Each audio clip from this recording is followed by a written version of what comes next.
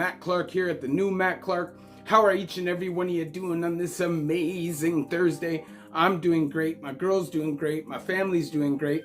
I hope each and every one of you are doing great, even though we know what's going on. Things just aren't that great.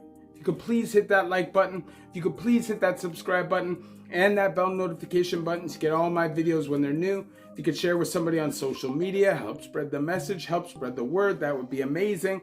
And there's a PayPal option if you'd like to donate, help support the channel. The link is in the description of all of my videos. So, I want to go back to Lindsay Jail, Central East Correctional Center, early on when I first got there, like 2003. You know, at that time, I was a young guy. You know, I was, 20 years old, 22 years old? 2003, I was 21 years old, okay? I was well committed to being a criminal. At that time, I saw it as my fate. There was no other path for me.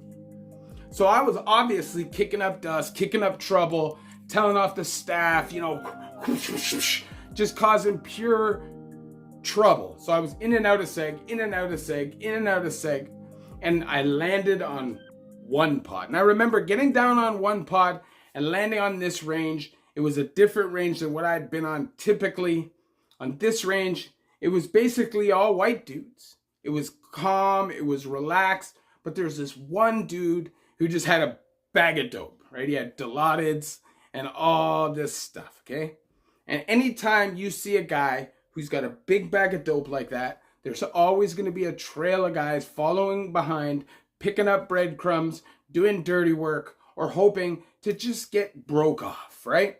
So sometimes you land in a situation like that and people don't like you, you could have the whole situation against you. Now, when I got there, I thought everybody was cool. I thought we was cool. And for the most part, everything was cool. But this dude, you know, he was marionetting people. And that's something you have to realize. You're in prison. There's always somebody who's in control of a bunch of people if you get onto a block. One guy or two or three guys will control a bunch of minions. And those minions will run around doing all the dirty work, all the mayhem. It's typically young guys, right? So in this situation, it was a little different because he was an older dude. He was a pen timer guy, and he really didn't want a bunch of young guys around him. Plus, he had opioids, and most young dudes at that time weren't really into the opioids like that. So he had a bunch of like drug addicts and crackheads and guys that typically wouldn't be involved, wouldn't be talking, wouldn't be acting stout. It was just one of those situations, okay, where they felt tough and backed because they had this pen timer, and this pen timer had bags of dope, so he could get anything done. And I remember, you know, not really thinking anything about it at the time. And, you know, in Lindsay, every once in a while, they come around and they exchange all the library books that are on the block. Okay, so you'll probably have like 20, 25 books. They'll kind of go around in rotation. Everybody will read them. And when they're done and people are sick of them, they'll put them up at the front window every month or 2 months. The librarian will come around, grab them. The next day, she'll bring new books. So everybody's got their books out at the front, waiting for the librarian to come grab them. And this one dude, Skeletor dude, 110 pounds, soaking wet. His cheekbones were like sticking out to here. And I'm not trying to judge him. But like, really? Seriously? Like, I was just trying to do my time. I was a young guy. Sure, I like to cause trouble, but I was more into like beefing with the staff and causing trouble that way, smashing stuff up, getting messed up and just making noise, you know, just, you know what I'm saying. But, man, I just remember saying to this dude, because he walks over to the pile of books and he just grabs a handful of books. And he's like kind of halfway at the range. And I'm like kind of towards the back of the range. And I say to the guy, I'm like, bro, we've already read those books. Put the books back. Just put them back. Wait for the new books to come. You're new on the block, just like I was. But you're new here, bro. just chill. I wasn't new in the jail. I was just new on the block. You feel me? So at the end of the day, this dude just kind of like sloughs me and just keeps it moving with this pile of books. So I just clown him up. I'm just like, bro, honestly, you're a straight clown. You're going to take those books. You're a clown. And he just looks and he goes, what? And just throws the books down. Remember, we're in a provincial jail, so this is loud. He's in the middle of the block. Like he's being super bait. We just got super lucky. He goes, boom, throws it and just runs at me. So I back up to the back. Obviously, we scrap, or I beat him up because he didn't hit me. But I felt really bad because he was beaten really bad. He had to hide his face under towels for days. Anytime he could be like kind of turned away, that's where he'd be. He's super embarrassed all the time. And I realized after, when I went to the pen, that it was all because of that pen timer.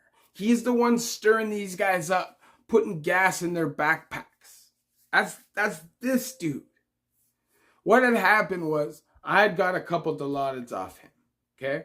He had given me an account to put the money in. I had a family member put the money in that account. It was like $100, okay? It was nothing. This guy ultimately goes to the pen, sees my brother, who hadn't seen me in 11 years, who's a lifer, has the nerve and the shame to walk up to somebody like that and say, hey, yo, your bro owes me $100.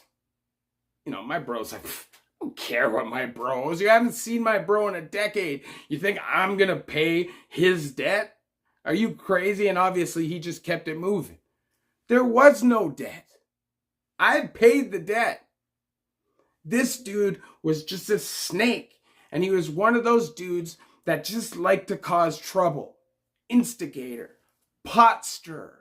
And that's something that can happen in prison. Now, obviously, I was never in danger because he was rolling with a bunch of crackheads. But the situation could be totally different. It could be a totally different scenario, but the same kind of situation.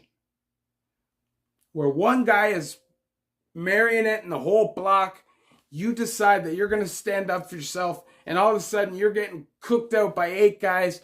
You're getting $1.50 across your face. You're not even a rat. You're not even a goof. Nothing like that. You're just standing up for yourself. You get a dirty $1.50, get stomped out, while some dude's just sitting back laughing at you. Just another person booted off a block. Prison is a hardcore situation to live in, and not all prisons are crazy violent, but they're all psychological.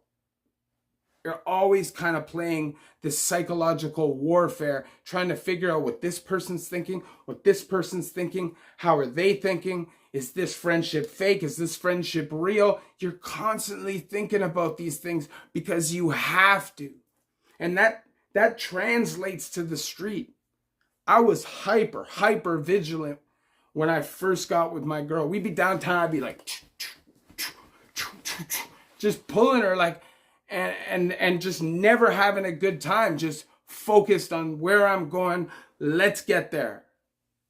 Hypervigilance. All a cause and a cost of doing years and years in the system, where you build up routines and patterns and behavior. This stuff is unavoidable. And it takes years sometimes to shake this stuff. That's why I do my videos. I don't ever want anybody to have to go through the things I had to go through just to live a somewhat normal life. I had to work for 20 years, jumping through hoops in the system, trying to get past addiction, time and time again, failing and relapsing without honestly having much hope left. I wish that 20 years ago, I just said, smarten up. If you're watching this video and you're not locked up, you have that opportunity. You have the opportunity to turn things around.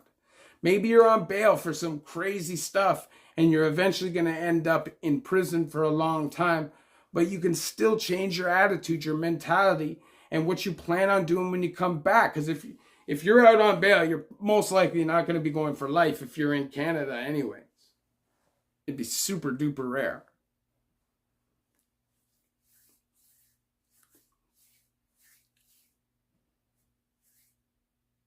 I never went into prison wanting to fight anybody.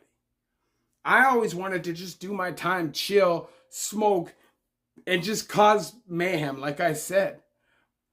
A lot of people, though, go in there with a chip on their shoulder. They go in there feeling like they got something to prove. And if you are a victim, or if you're somebody that somebody sees as a victim, they could try to come for you. No reason at all. Obviously, I share my stories with you guys, so you guys don't have to go through these things yourselves. If I could snap my finger, nobody goes to prison. Nobody's ever has to do a crime again because the opportunity is there for everybody. The money is there for everybody. Then that would be amazing, but that's not a reality, especially in 2021. We know how hard it is out here right now. 2 kilograms of potatoes cost me $10 the other. It's like 9 something. That's crazy. Gas here, $1.25, $1.26 is crazy.